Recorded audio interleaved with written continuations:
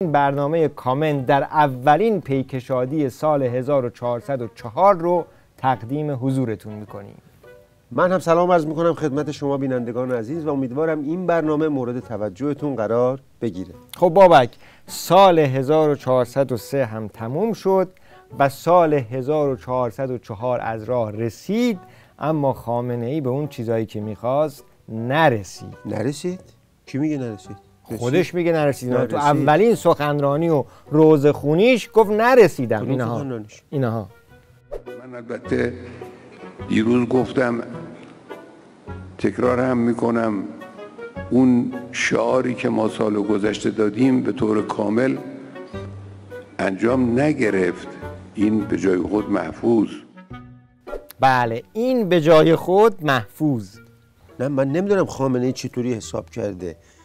مگه سال گذشته اسمش سال جهش نبود؟ جهش تولید. بله. خب من چند تا جهش به تو بگم. $1 جهش هنوزم داره در آسمونه. قیمت سکه جهش همینجور داره میره بالا. ریزش بورس جهش رو به پایین مونتا. قیمت مسکن جهش. چند تا دیگه جهش به تو بگم. من نمیدونم خامنه ای چطور حساب کرده. بس با این حساب همه چی حل؟ نه، حل نیست. فقط یک اشکال جزئی وجود داره. خامنه ای اسم پارسال چی گذاشت؟ جهش تولید. اسم امسال چی گذاشت؟ سرمایه گذاری برای بعد تولید. پارسال که جهش کرد وسط آسمون فهمید آخه سرمایه گذاری نکرده، رو چی جهش کرده؟ قافش تصحیح کرد. پس و پیش گفته. پس و پیش بود. امسال رو گذاشت سرمایه گذاری تولید که سال پیش که جهش کرده بگم به خاطر سرمایه گذاری امسال بوده اون جهش‌ها. ولی کلاً این اسم گذاری ها همش الکیه. تا جایی که به خامنه ای برمیگرده همه سالا یه اسم بیشتر نداره، اونم غارت و چپاوله، یعنی قلمبا و چلمبا. آقا مگه از قدیم نگفتن چاقو دسته خودشو نمیبره؟ بله، این یه ضرور مسئله قدیمیه، تا الان هم نقضش ثابت نشد. آقا ما که دیدیم برید که. مگه خود خامنه ای نیومد یه بساطی را ننداخت جلوی مجلس که آی خواستار اجرای قانون حجاب اجباری هستیم؟ بله. پس چرا مجبور شد خودش بیاد همونو جمع کنه بساطو؟ نگاه کن.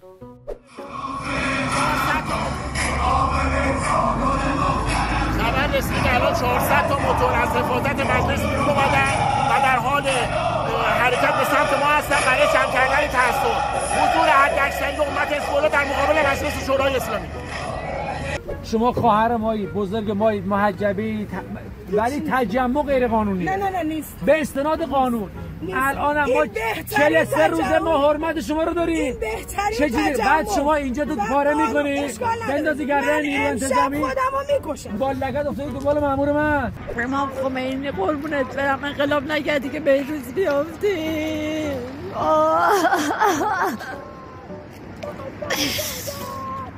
نیروی انتظامی آورده توی بیابون رها می‌کرده. ببین، چاقو دسته خودش رو نمیبره به شرط ها و شروط ها.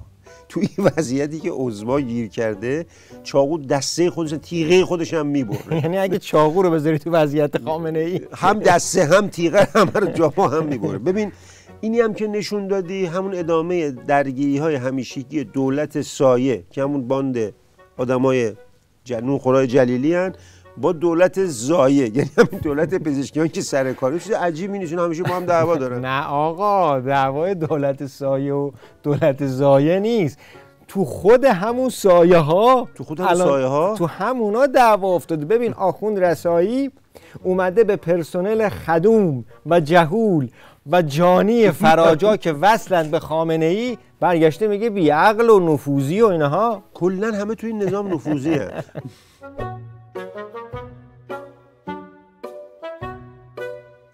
تازه این که خوبه، آخوند نبویان که خودش یکی از همین پایداریچی های سایه است اومده کلن زیرا به قانون حجاب اجباری رو زده اینها. زمانی که ما تصویب کردیم لایحه عفاف حجاب رو قبل از سقوط سوریه بود، قبل از شهادت سید حسن بود و شرایطی که خودتون تاریخش هم میدونید.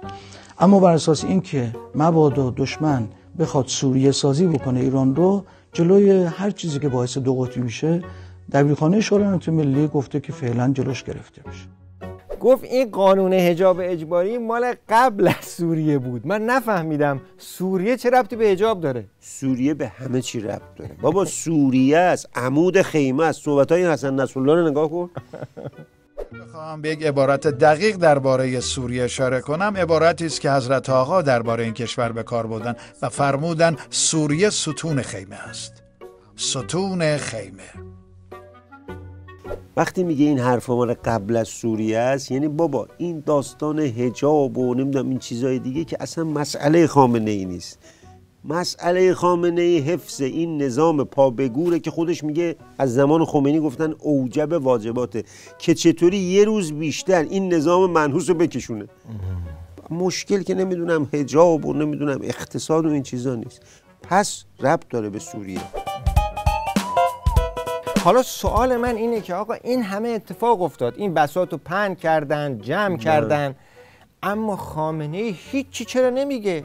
تو همین مدت چند بار به صحنه اومده، کلی روزه خونده، اما یه جمله راجع به این داستان نگفته. مگه این خامنه‌ای همون خامنه‌ای نیست که چند وقت پیش این حرفا رو زده بود؟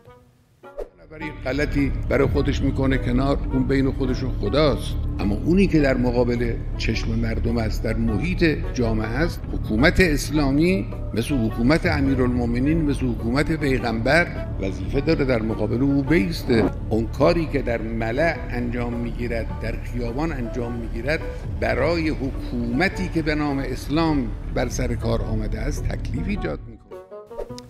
علت از این سوال تو اینه که برمیگرده به اینکه تو هنوز وضعیت عظما رو خوب درک نکردی، تو چه فلاکتیه. در یک کلام خلاصش کنم، وضعیت عظما طوریه که مسلمان نشنود کافر نبیند. ببین اگه بیاد اینا رو جمع نکنه، خب بره قانون به اصطلاح حجاب یعنی سرکوب جامعه رو اجرا کنه، خب جامعه میذاره کف دستش، میگه زورش نمیرسه.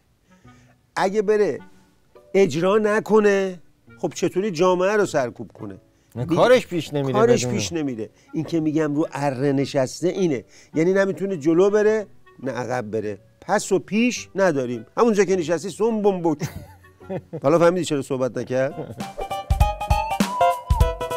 بابک حالا از وضعیت سایه ها گفتیم، دو جمله از وضعیت خود این دولت زایه بگیم. سایه ها بگیم، بله. این بازجوی سابق و مالکش لاحق که تا چند ماه پیش برای همین دولت پزشکیان سینه و گریبان پاره میکرد، حالا ببین چی جوری میگه اصلا راشو بکشه بره پزشکیان. من خودم وقتی که اعلام کردن که واتساپ رفع فیلتر شد کلا ناامید شدم از اینکه اصلا کاری بتونه بکنه. اصلا جلسه نمیخواد. جلسه یعنی چی این چیزا؟ ایشون گفته میتونه انجام بده، نمیتونم کار راشو بکشه بره. ببین مهران، این جماعت حس بویاییشون خیلی قویه، فهمیدن یه زلزله‌ای در راهه. حرفای خامنه‌ای گوش کردی یه دفعه گفت حمله نظامی نمیشه، ولی یه چیزی هست تو داخل. فتنه تو داخل. همه اینا فهمیدن که اون زلزله که قیام مردم ایران در راهه، به همچی پرت و پلاگویی افتادن. حالا یکی دیگه شون هم هست که اینم راجع به همین اینم راجع به همین زلزله. ببینیم این دیگه چه پرت و پلایی گفته. دولت تدبیر نکنه، سیاست اقتصادیشو اصلاح نکنه، ممکنه کف خیابونا شلوغ شه. امیدوارم اتفاق نیفته. به مردم توصیه میکنم این راه رو امتحان نکنن. این که راهش اینه که بریزی کف خیابون آتیش بزنی، خب بعد 10 بار تا این کارو کردیم تو این 50 سال. 401 88 چند بار حل شد مشکل. غیر از اینکه دوباره از مالیاتی که از خود ما میگیرن دوباره میرن همون بانک رو، همون اداره رو، همون ساختمون رو دوباره میسازن. میگن یه بار انجام دادیم شد سال 57 اونوریا. اونایی که میان کف خیابون. این اتفاق نمیفته. جمهوری اسلامی هسته سخت داره، یکیش من نوعی. پس به این ترتیب با هسته سخت نظامم آشنا شدیم. بله، اگه هسته سخت اینه پس هسته نرم شه. به نظرم این که خودشو معرفی کرد به عنوان هسته سخت سوتی ناجوری داد، چون همه میگن اگه هسته سخت یه موجود زیپرتی مثل اینه کار تمومه. پس از همین الان نظام افتاده حساب کن. خب بابک نمیشه تا اینجا بیایم و هیچ صحبتی راجع به این داستان کارنوال موسوم به روز قدس و راهپیمایی فقط هم ایران نبوده، آفریقای مرکزی، شاخ آفریقا، سواحل قطب جنوب که حتی پای هیچ انسانی نرسیده برگزار شد. خیلی هم پرشور. پس باید کامنتشو بریم. ببین وقتی تو میگی راهپیمایی حکومتی عبارت از چیدن چند تا عکس مال زمانهای قدیم به عنوان عکس جدید، دیگه زحمت فتوشاپ حتی تاریخش هم عوض نمی‌کنن، عین خودشو میزنن میگن راهپیمایی میلیونی فلان. حالا چون راهپیمایی همیشه میلیونی، حالا روز قدس فلان راهپیمایی همیشه راهپیمایی خامنه‌ای میلیونی. بله اینها.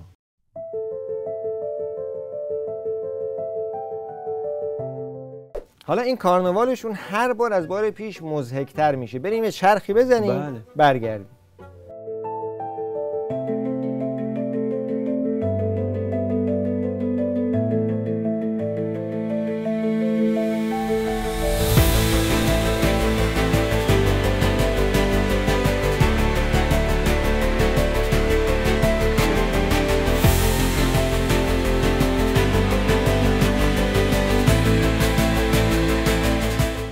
خب بابک، ارزیابیت از این راهپیمایی بسیار اقتدار مآبانه چیه؟ بله، اگه هدفشون یک کمپلکسی از مسخره بازی و حجو و هزل بوده به هدفشون رسیدن، از هدفشون هم رد شد. اگه منظور نشون دادن اقتدار نظام بوده، باید بگم به در بسته خوردن. معلوم شد که این نظام بدجوری شکست خورده.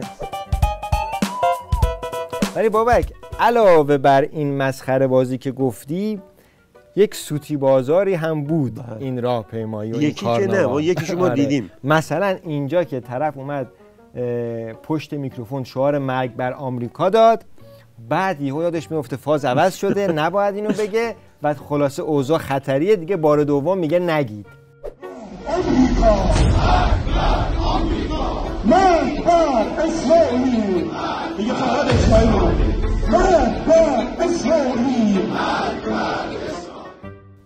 ببین سالهای پیش انواع اقسام پرچم آتش می‌زدن. تقریبا یه 10% از کشورهایی که عضو سازمان ملل هستن پرچمشون آتش زده میشد. امسال نشستن عقلهای نداشتهشون رو هم ریختن، این اندکی شد البته، فهمیدن که دوران پرچم آتش زدن گذشته. چی باید آتش بزنن؟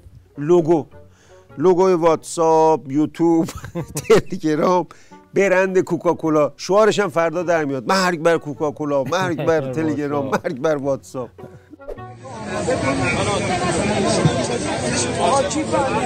آقا فندک کی داره؟ همه بچه مستقیم دار.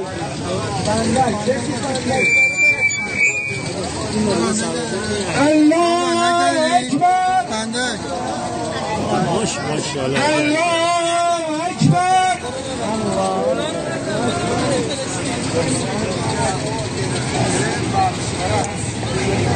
الله اکبر.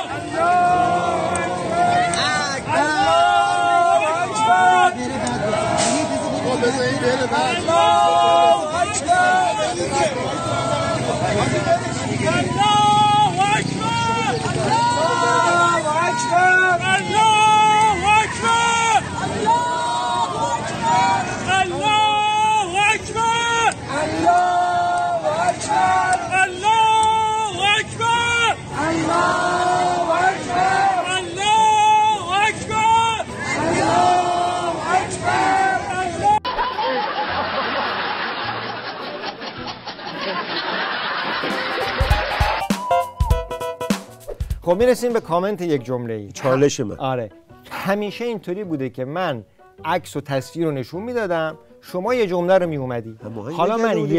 حالا من یه جمله رو میگم، تو بگو متناسب با این یه جمله چه عکس و تصویری نشون بدی. موافقی؟ مجبورم. یه جمله من اصلا فعلم نداره. نرخ دلار 104,300 تومان. مال کی نرخ دلار؟ تا زمان پخش این برنامه بیشترم میشه. خب به نظرم عکس یا فیلمی که به درد این یه جمله تو بخوره، صحبت اون یارو شوته بود که الان شده نماینده مجلس از اصفهان، گفته بود به نظرم تنها پولی که داره جلوی بذار ببینیم. آره ببینیم، با حرف خودش مثل حرف خودش نمیشه. امروز تنها پولی که در مقابل دلار امریکا ایستاده ریال ایران و مسئله اینه که کدوم یکی از این زمین میخوره، آیا دلار میخوره زمین یا ریال. این استدلال داره، توضیح نمیدونم داریم. اینجاست که برمیگردیم به همون تئوری تاریخی انیشتین. ای مساوی MC2. نه بابا، از اون مهمتر که گفت حماقت بعضی از این انسان نماها انتها نداره. از اینکه با کامنت این هفته همراه بودید از شما ممنونیم و تا دیدار بعد، خدا نگهدار.